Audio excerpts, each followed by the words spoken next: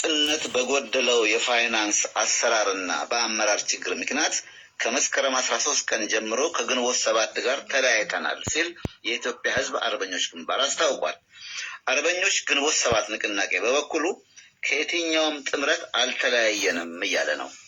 መግለጫውንም የሰጡት ከውህደቱ በፊት በስነ ምግባር ችግር የተባረሩት አባላት ናቸው ሲሉ የአርበኞች ግንቦት 7 ንቅናቄ የውጭ ግንኙነት ኃላፊ አቶ አምሳሉ ጸጋ ተናግረዋል።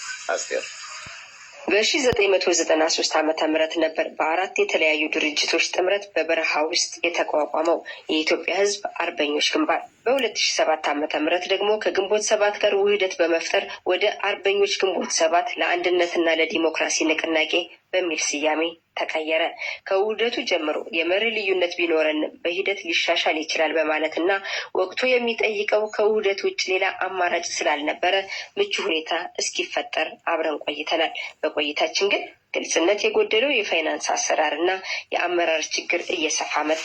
ለምን የሚል ጥያቄ ያነሳ አመራር እስር፣ ስንብትና ወከባ ይደረግበት ነበር ያሉት የቀድሞ የአርበኞች ግንቦት 7 የፖለቲካ ዘርፍ ኃላፊና የአሁኑ የኢትዮጵያ ሕዝብ አርበኞች ግንባር ሰብሳቢ አቶ መንግስቱ ወልደስላሴ ናቸው። በዚህም ከመስከረም 13 ቀን ጀምሮ በይፋ ተለያይተናል ይላሉ። ከውህደቱ ማግስት ጀምሮ ግን የአሰራርና የአመራር ችግሮች መታየት ቢጀመሩም በጠዋቱ ግጭት ውስጥ መግባት የለብንም፣ በንግግር እንፍታቸው እየተባለ ጊዜ ቢወሰድም እየባሰና ጭራሽ በስራ አስፈጻሚ ውሳኔ የተሰጠባቸው አጀንዳዎች ተግባራዊ እንዳይሆኑ ሲደረግ ሰራዊቱም የሚያቀርባቸው ጥያቄዎች በወቅቱ ምላሽ ሳያገኙ ሲቀሩ ከሰራዊቱ ጋር በቅርብ የሚገናኘው አመራር ጥያቄ ምላሽ መስጠት ባለመቻሉ ወደ አለመስማማት ሂደት ተገባ። በጉባኤ ሱም የኢትዮጵያ ሕዝብ አርበኞች ግንባር አመራሮችን በማስወገድ ድርጅቱን የፓርቲ ቅርጽ ለማስያዝ በተደረጉ ሂደቶች ይህንንም ለማስፈጸም ተብሎ በተጠራው ጉባኤ ላይ የተሳተፉ አመራሮች በሙሉ ከአሁን በኋላ በአመራርነት አንሰራም ብለው በአቋማቸው ሲወጡ የግንቦት 7 አመራሮች የሚፈልጉትን አይነት የፓርቲ መዋቅር ነድፈው ጉባኤያቸውን አካሂደዋል። የፖለቲካ ፓርቲ እንቅስቃሴውን ሊያስተባብሉት በማይችል መልኩ ገና አለ የተባለው ሰራዊት አገሩ ሳይገባ በፖለቲካ ፓርቲነት ተመዝግበው ለስልጣን እንደሚወዳደሩ ማወጃቸው ከውህደቱ ጀምሮ ለነበረው አርበኛውን የማዋከብ እና ከሂደት ውጭ እንዲሆን ለማድረጋቸው ማረጋገጫ ነው ብለን እናምናለን።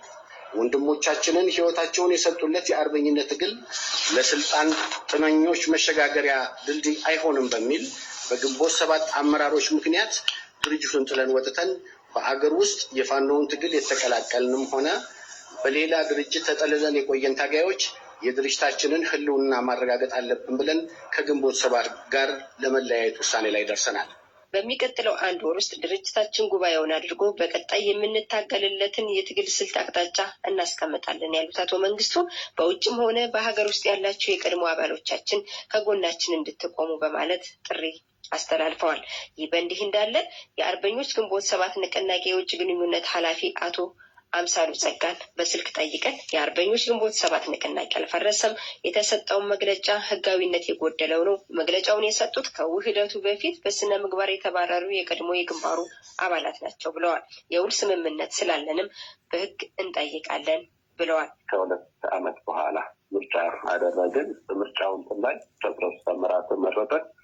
በዛ ውስጥ ምልቶች የሉም። ከምርጫው በፊት የወጡት ከ2 ዓመት በላይ የሆናቸዋል ከድርጅት ከወጡ። ስለዚህ ምንም የሌጋል ግራውንድ ምንም እንትን የላቸው ሰዎቹ አሉ። ውህደት ሙሉ በሙሉ ተፈጽሞ ሰራዊቱ ምንም አሉ። አቀፍ አስፈጻሚ ያለ ታችን እየሰራ ነው። የተለየ ነገር የለም። አመራሩ አለ፣ የንቅናቄው አመራር አለ። መንግስት የትኛውም የስልጣን እርከን ውስጥ አልነበሩም። በአባልነት ራሱ አልነበሩም። ከሰማይ ተነስቶ ትናንትና ያን መግለጫ ሰጠው። ያን ያለ ሁኔታ። ለአሜሪካ ድምጽ ሬዲዮ አስቴር ምስጋናው ባህር ዳር።